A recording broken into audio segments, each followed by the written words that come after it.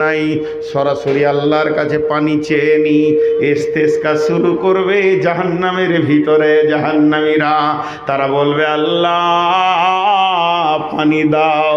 জ্বলে গেলাম, পুড়ে গেলাম, শেষ হয়ে গেলাম, মত তুই কোথা আছিস রে, আয়। মতকে বারবার ডাকবে, মত আসবে না। তখন বলবে পানি দাও। জাহান্নামের ভিতরে কালো মেঘ উঠবে, এদের দিলটা খুশি হবে, যাক বহুত দিন পর মেঘ উঠেছে, এখন ঝমঝম করে বৃষ্টি হবে, প্রাণ খুলে পানি খাবো, গোসল করব, দিল মনকে ঠান্ডা করে নিব। কিন্তু দুর্ভাগ্যের বিষয়, যখন বৃষ্টি শুরু হবে তখন তরল আগুন পড়বে বন্ধুরে আমার, আগুনের বৃষ্টি হবে, এর নাম জাহান্নাম।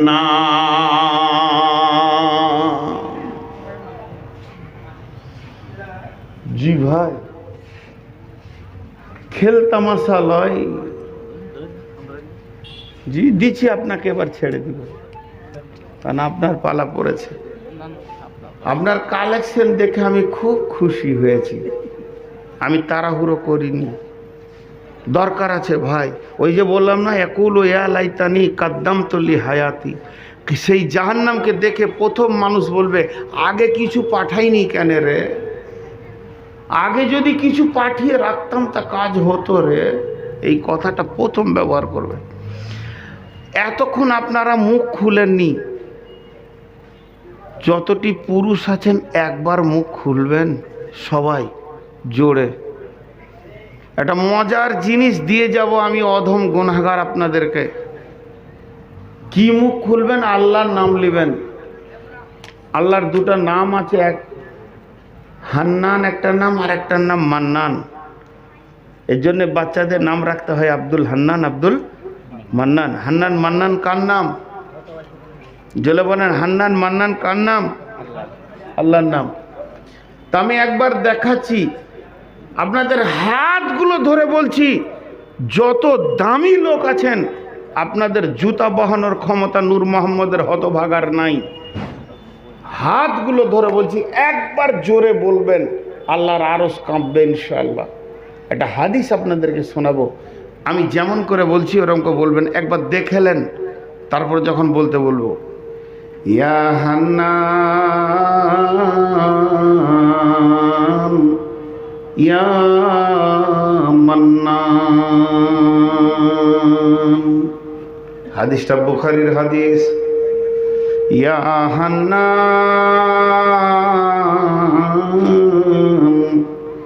ইয়া মান্নান।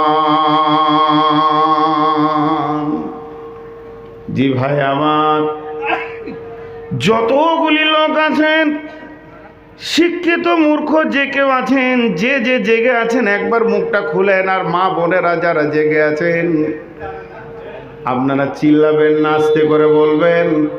পুরুষেরা একবার সকলে বলেন, একবার জোরে বলেন, ইয়া হান্নান।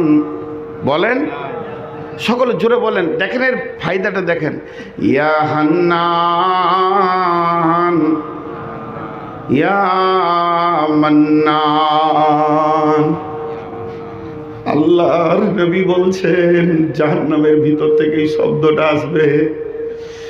যখন কোনো ব্যক্তি আল্লাহকে হান্নান মান্নান বলে ডাকে, তো আল্লাহর হৃদয়টা গলে যায়, আল্লাহর দিলটা কাঁপতে শুরু করে, সেই বান্দার প্রতি তার প্রেম মহব্বত বেড়ে যায়। নবীজি বলছেন, তো জাহান্নাম থেকে একটা জাহান্নামী বলবে, ইয়া হান্নান ইয়া মান্নান।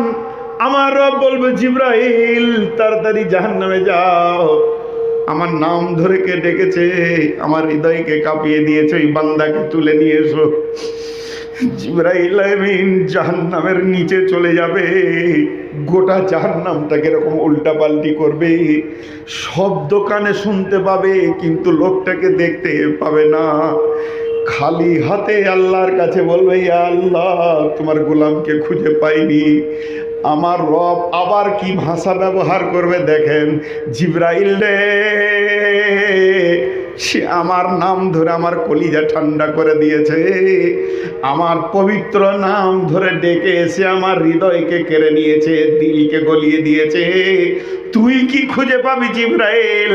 সে আমার গোলাম কোথায় আছে আমি আল্লাহ জানি। তুই জাহান্নামের একবারে নিচে চলে যা, বিরাট বড় একটা পাথরের নিচে সে পড়ে গেছে, সেখান থেকে তাকে উদ্ধার করে নিয়ে আয়। তারপরে জিবরাইল আমিন পাথরটাকে সরিয়ে দেবে, লোকটা উবুর হয়ে পড়ে থাকবে, তাকে বড় বড় অজগরে কাটছে, ডাঁশ বিছুতে কাটছে, তারপরও তার মুখে লেগে আছে ইয়া হান্নান ইয়া মান্নান। এই মাথার চুল ধরে জিবরাইল এমনি করে হিলিয়ে দেবে, সমস্ত সাপ বিছু নিচে পড়ে যাবে।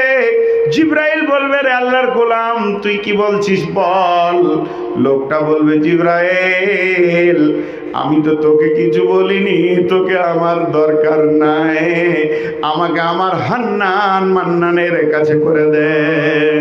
আল্লাহর কাছে যখন এনে দেবে, আমার রব বলবে, গোলাম তুমি আমার এমন শেফতের নাম ধরে ডেকেছ, আমার হৃদয়ে গলে গেছি, আমি তোমাকে মাফ করে দিলাম। তাকে হাজে কাউসারে গোসল করিয়ে পৃথিবীর 10 গুণ জান্নাত দান করবে। অতএব যখন দোয়া করবেন তখন হান্নান মান্নান নামটা যদি কেউ নেয়, পৃথিবী থেকে আমার রবের দিল গলে যায়। ইয়া হান্নান ইয়া মান্নান।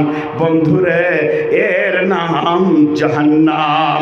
জাহান্নামের কঠিন জায়গা থেকে আল্লাহ বহু লোককে তুলে জান্নাতে দেবেন। একদিন আল্লাহর নবী বললেন, উমার হানিয়াল্লাহ উমার, উমার এসো এসো এসো, সুসংবাদ লাও, আমার উম্মতের ভিতর থেকে বিনা হিসাবে যারা জাহান্নাম চলে গেছে জাহান্নামী, তাদেরকে আমার রব তুলে 70,000 জান্নাতে দিয়ে দেবেন। নবীজিকে আরতে তোমার বলছেন, ইয়া রাসূলুল্লাহ সংবাদটা বড় সুসংবাদ, কিন্তু বড় দুঃখ মিশানো আছে। বলে, সংবাদ সুসংবাদ আবার দুঃখ কিরে উমার? হযরত উমার বলতেন, ইয়া রাসূলুল্লাহ আপনার উম্মতের যা সংখ্যা তাতে 70,000-এ কি হবে? তখন আমার নবী বলছেন, উমার আবার সুসংবাদ লাও, ওই 70,000-এ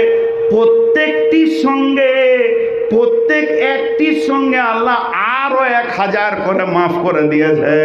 হযরত ওমর বললেন, আলহামদুলিল্লাহ ইয়া রাসূলুল্লাহ, এতেও কিন্তু সংখ্যা কম হয়ে যাচ্ছে, আর কি বাড়ানো যাবে না? জিবরাইল আমিন তৃতীয়বারে খবর দিলেন, ইয়া রাসূলুল্লাহ শেষ অঙ্ক যেটা দাঁড়াবে, প্রত্যেকটির সঙ্গে আমার রব 10,000 করে মাফ করে দিয়েছেন। 3 বার বলার পর আল্লাহর নবীকে বলছেন, ওমর ইয়া রাসূলুল্লাহ আপনার অসংখ্য উম্মতির ভিতরে এটাও সংখ্যায় কম হয়ে যাচ্ছে। শেষবার নবীজি বলছেন, ওমর রে আমার রব তার কুদরতের 2খানা হাতকে জাহান্নামের ভিতরে এইভাবে ভরে 2 হাতে 3 মুষ্টি তুলে হাজে কাউসারের পানিতে গোসল করিয়ে তাদেরকে জান্নাতে দেবেন। বিশ্বনবী যখন এই শব্দটা ব্যবহার করেছে, তাদেরকে জান্নাতে দেবেন, হযরত উমর ডুকরে কেঁদে উঠে বলছেন, ইয়া রাসূলুল্লাহ আমার জন্য দোয়া করেন, আমি যেন আল্লাহর মুষ্টির ভিতরে চলে আসতে পারি। বন্ধুরা আমার, এর নাম জাহান্নাম। আমি নূর মোহাম্মদ বলতে গিয়ে ভুল করেছি, এটা আমি মাফ চেয়ে নিব। আমি তফসির করতে গিয়ে ভুল করছি, আল্লাহর কাছে মাফ চেয়ে নিব। কিন্তু জাহান্নাম আছে, জাহান্নাম আছে, জাহান্নাম আছে, জাহান্নাম আছে, জান্নাত আছে। ওয়াবিল আখিরাতি হুম ইউকিনুন।